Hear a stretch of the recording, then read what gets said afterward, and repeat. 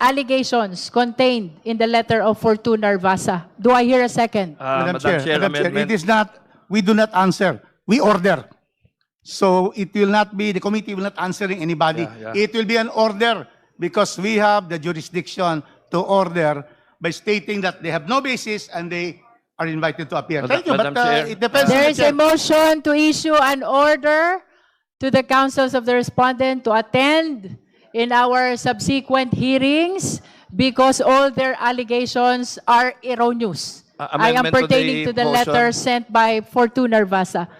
Amendment to the motion, Madam Chair. The Honorable D.S. Puno is recognized. Yes, may I recommend that in the manifest in the amendment that we state that this matter was discussed at this hearing and found to be defective and erroneous.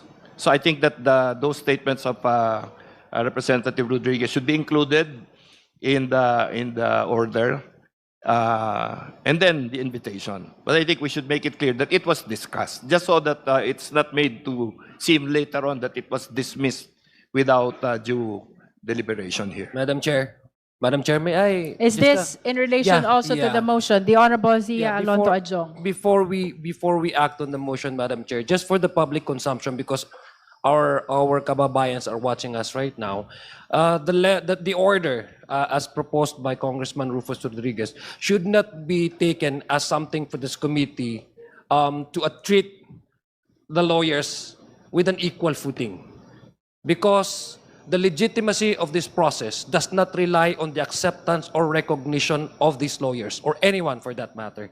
We are exercising our constitutional duty to proceed with the investigation, with the hearing as we are conducting right now. Para po sa kaalaman ng karamihan, yung sinasabi po ni Congressman Rufus Rodriguez is not really in response to put them in the equal footing as though the lawyers and this committee is exchanging ideas or opinions. Because number one, hindi po nakasalalay ang integridad, ang proseso at legitimacy ng hearing na ito sa acknowledgement, recognition ng sino man or kanino mang parte, Madam Speaker. Madam Chair, the letter was submitted The Honorable D.S. Puno. to the chairperson as chairman. It is addressed to the chairperson, addressed to the D.S. chairperson Puno. as chairperson of the committee. That's correct. So I think at the very least we should manifest that this has been brought out to the members. It has been read by Representative Ridon, and it has been commented upon by Congressman Rufus Rodriguez. That does not make them and give them equal status with us. It merely tells them that we are fair, and we have taken this into consideration and actually found their manifestations and their letter to be defective in substance, no, in what Madam they Chair. allege. Madam Chair. The Honorable Jokno. Yes, I have some serious reservations about using the term order because it could be twisted and made to appear that we are acting like a court. I would agree that we should respond to the letter since it was addressed to the chair. Perhaps the chair could synthesize all of the discussions made today. And if I may add on that point, we are exercising a constitutional duty today and in succeeding hearings to conduct a hearing. And we have gone through all of the form and substance. We have already made the finding that there's sufficient ground to proceed with the impeachment proceedings. So what else do we have to do except to look at the evidence? Yan po yung tungkulin natin. And it must be clear to the public and to the lawyers of the Vice President that that is what we are doing today. Thank you. So the suggestion of the Honorable Jokno is instead of an order of the committee, that the chairperson answer the letter of Fortune Narvasa. Let's hear the comment of the proponent, the Honorable Rodriguez. Madam Chair, the issue has been brought to the committee. It's not anymore the letter is addressed to you, but precisely the issue has been discussed by the committee proper. And so it therefore should be an order, not a singular letter from the chairman, so that it is clear that that is the position of the committee, that we're ordering that they appear and that we are saying in that order that all their allegations, all their statements here are erroneous, have no basis in the Constitution, in law, and in fact. Thank you, Madam Chair. Any other comment from the Honorable Jokno? Are you now amenable to the original motion of the Honorable Rodriguez? I'm very concerned, Madam Chair, with the use of the word order, because I anticipate that the councils, based on what I read in this letter, it would appear that they are looking for reasons to question the committee before the courts. And if we use that term, they can use it against us and say, see, you earlier you mentioned mini trial, now you are ordering us. And that will, then they can use that as a ground for questioning the committee. In fact, Madam Chair, they are entitled to their own opinion about what we are doing today. If they believe that we don't have jurisdiction, that's up to them. But I believe that we must just do our duty, fulfill what the Constitution commands, and hayaan na natin sila kung yan ang gusto nilang opinion. It's very clear from our discussion that we are not doing what they claim we are doing, that we are not going outside the jurisdiction, but rather following what the Constitution provides. Chair, final point, Madam Chair. To resolve the disparity between the motion of the Honorable Rodriguez and the suggestion of the Honorable Jokno, may we just release a letter in response to the letter of Fortuna Basa from the Justice Committee and not from the chairperson of the Justice Committee, if that would be acceptable to these two gentlemen. First of all, just 2 points. First point, even in preliminary investigations, the prosecution orders clarificatory questions. Order does not mean that it will only come from the court or from the trial, the Senate, for example. Order is because we have jurisdiction.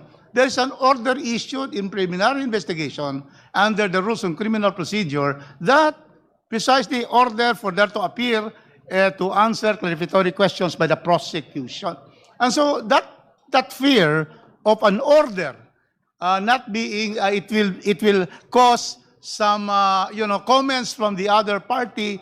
It's not to me, it's not very, at this point, it's not something that we cannot do. We have to therefore emphasize that as Committee on Justice is hearing, we are not having trials, but we are hearing for probable cause. And because they have sent this letter, which we find to be that they are not going to appear anymore because of no jurisdiction, an order requiring them to appear by stating also that their basis for not appearing, not recognizing the jurisdiction of this court has no basis in the Constitution, in law, and in fact. Thank you, Madam Chair. I understand that the argument of Honorable Jokno is predicated from the fact that we're being framed to be conducting a trial, when in fact this is just a clarificatory hearing. So for purposes of caution, no, in order not to give them any opportunity to place us in a wrong impression of not following the Constitution and the rules, I don't see anything wrong about answering instead of issuing an order, if that will be acceptable to the Honorable Rodriguez. Madam Chair. The Committee on Justice can respond to the letter in its capacity as the committee and not me as the chairperson. Madam Chair, I always agree with the chair. Thank you. Madam Chair. Same manifestation, Madam Chair. We agree. Madam Chair. The Honorable Tino. Well, sumasang-ayon po ako sa naging resolusyon dun sa And that is the letter of the Justice Committee. Oo, particular dun sa hindi nagagamitin Responding ng... point by point the erroneous allegations in the letter of Fortuna Basa. Opo, na hindi nagagamitin yung salitang order, magpapadala ng sulat. Pero malinaw din po sa rules para lang i-put also on the record that the committee, according to the rules of procedure, that the committee shall have the power to issue compulsory processes for the attendance of witnesses and the production of documents and other related evidence. So just for the record, meron pa rin namang kapangyarihan That is correct. na mag-issue ng mga order, compulsory orders, correct. ang committee ito. Yun lang po, Just Madam because Chair. this is a formal proceeding, may I solicit the necessary motion pertaining to the answer Chair. which the committee will release in response to the Fortuna Basa letter? Madam Chair, Madam Chair. I defer to the position already expressed by the Honorable Chair with respect to just responding through a letter. But actually, my personal view is that we need not dignify that letter from the lawyer of That's the another respondent. concern. Yes, let's not dignify that. They're expressing their own position.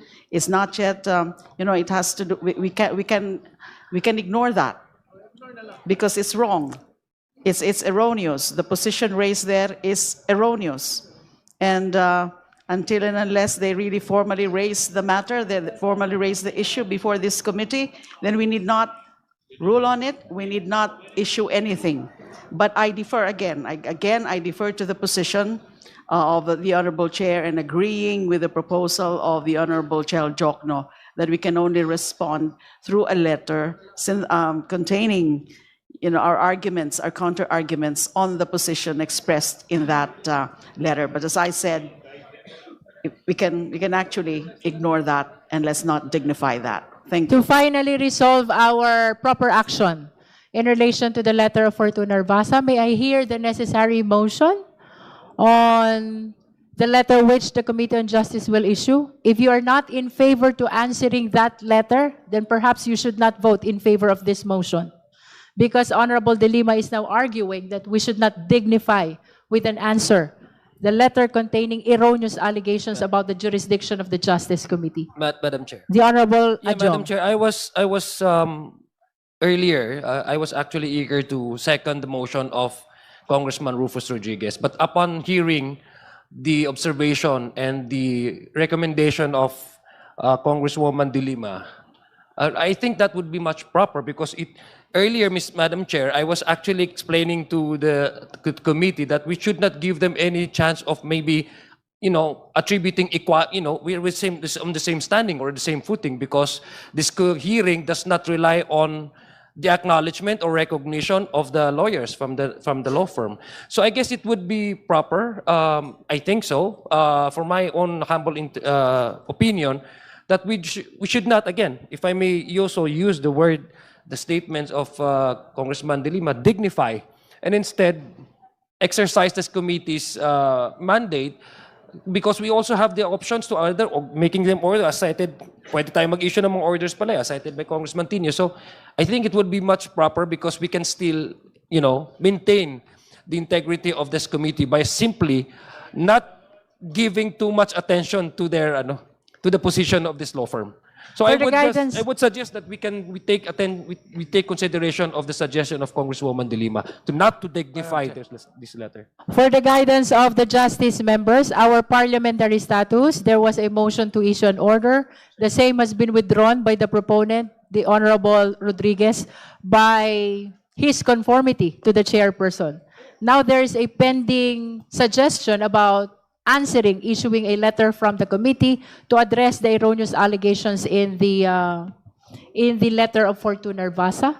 But we are hearing another opinion not to dignify with an answer the erroneous allegations in the letter of Fortuna Narvasa. If there will be no motion, then it will be perceived and interpreted as no action will be taken to the answer of Fortuna Narvasa letter. Therefore, the chair announces that the Madam Chair. committee will not take any action to the letter. Let it be, so long as we are following the Constitution and the rules of impeachment of the House of Representatives. So ruled. Now we proceed to the next matter. Is it about the letter? Yes, It has been Madam- ruled about upon the Vice motion. Chair Dumogan. Thank you, Madam Chair. We have a lot of things to discuss for today's hearing, Well, with have your already indulgence. You have already ruled, but I was about to suggest, because the most important is the tenor of our letter. We can say, We are not issuing a letter because this- nobody moved Yeah, to issue a letter. because there is some, despite your letter, we are inviting you to the next hearing. We can see it that way. Nevertheless, the lawyers and the parties are always invited, notwithstanding the letters of non-appearance, notwithstanding the letter that they are not recognizing our jurisdiction. my worry, Madam Chair, is if we do not also respond to that, they are directly attacking us. It's not, to me, it's not good. Why can we not just say, despite your acquisition, we are respectfully inviting you to the next proceedings. Madam Chair. Vice Chair Dumogan, we take note of your manifestation, but this issue has been ruled upon. Now I proceed to the next matter for our today's Madam hearing. Chair. That Madam is Chair. the action. Is it about the letter? Madam Chair, Wait, since Honorable Marcoleta, is it about the letter? Because the same has been ruled upon. ma'am, since the due process has been mentioned several times in today's hearing, I have something to say about it. Is it Due about the process. letter?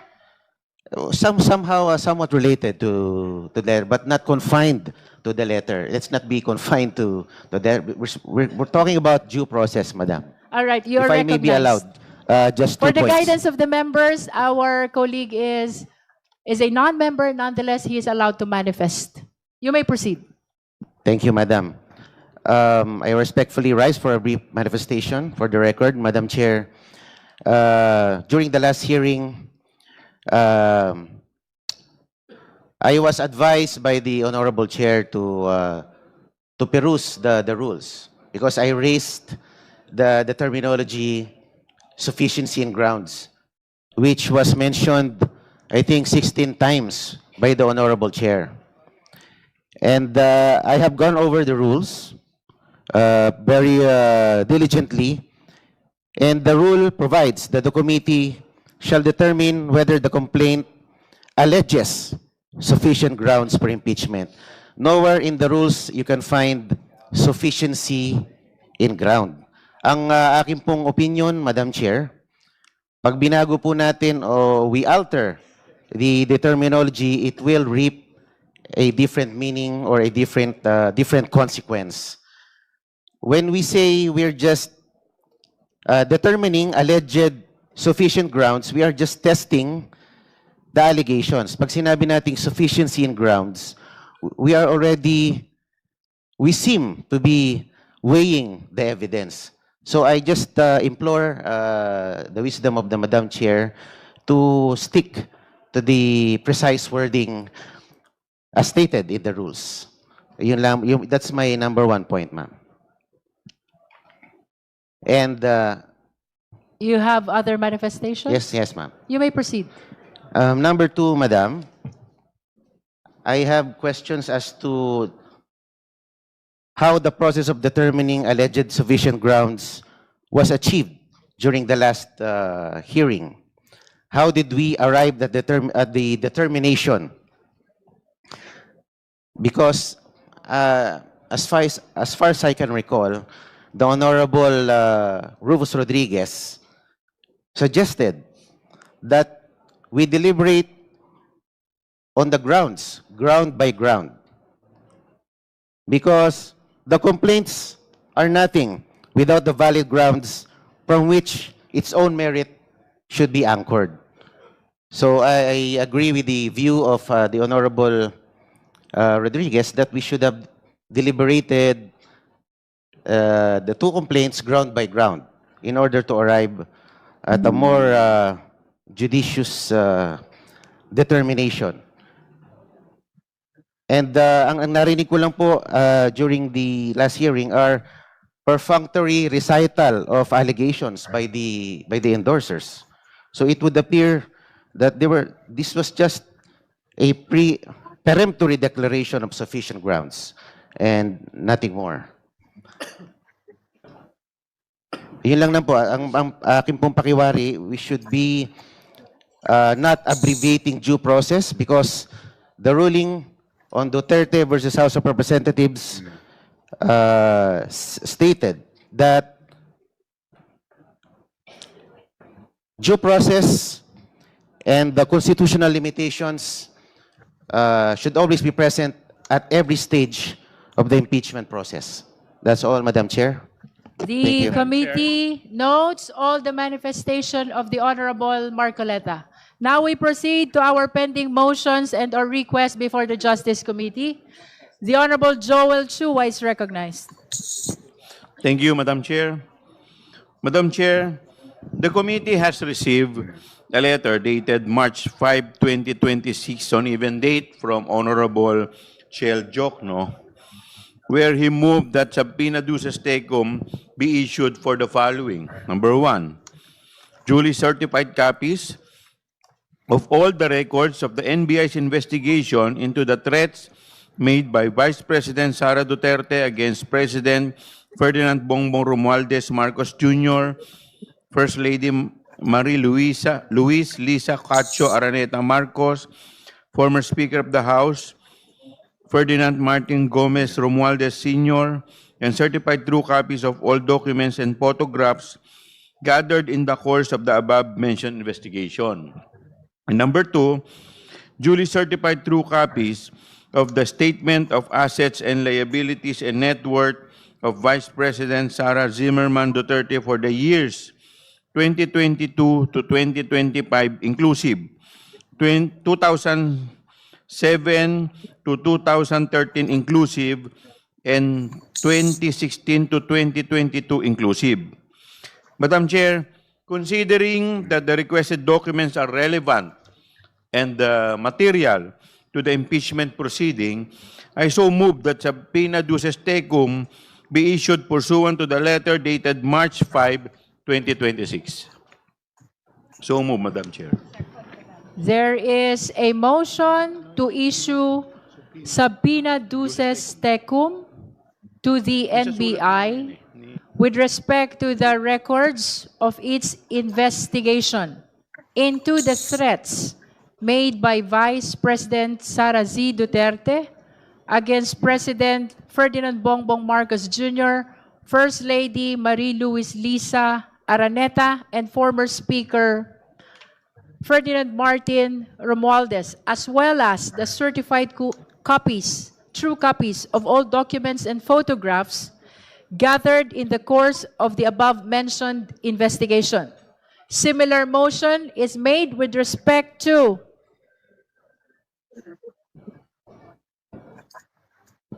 the certified true copies of the Statement of Assets and Liabilities and Net Worth, that is SALN, of Vice President Sara Zimmerman Duterte for the year 2022 to 2025 inclusive, 2007 to 2013 inclusive, and 2016 to 2022 inclusive.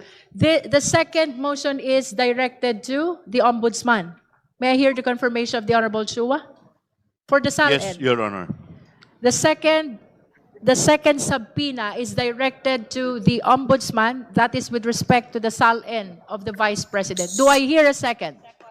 The same has been seconded. Madam Is Chair. there any objection? Madam Chair, The Honorable Rodriguez. we cannot, Are you objecting? manifestation first, before I would make my, we cannot have two motions being proposed at the same time. Practically, there should be two motions. The first motion are the NBI findings. The second is the SALN. We should go one by one, Madam Chair, because I am going to agree to vote yes to the first one. The second one, it is a fishing expedition. It is not, there are no ultimate facts on the SALN of the Vice President. So I will vote no. I will object to the second one. The first one goes, Madam Chair. May So we should hear divide- from the... We should have two motions instead of only one. Two subject matters. Under our rules, in the rules of court, motions should only be on one subject matter. May we hear from our proponent? The Honorable Rodriguez is suggesting that there should be one motion per subpoena. Yes, I move that we vote Would you on, like to amend your yes, motion? I will amend my motion with respect to the. I move that we issue subpoena duces tecum to be issued to the for the duly certified copies of all the records of the NBI's investigation into the threat made by the Vice President Sara Duterte against President Ferdinand Bongbong Marcos, and certified true copies of all documents and photographs gathered in the course of the above-mentioned investigation. And so move, Madam Chair. There is a motion to issue a subpoena to the National Bureau of Investigation with respect to the records of investigation of threats made by the Vice President to the President, to First Lady, and to the former Speaker. Do I hear a second? The same has been seconded. Is there any objection? Hearing none, the motion is approved.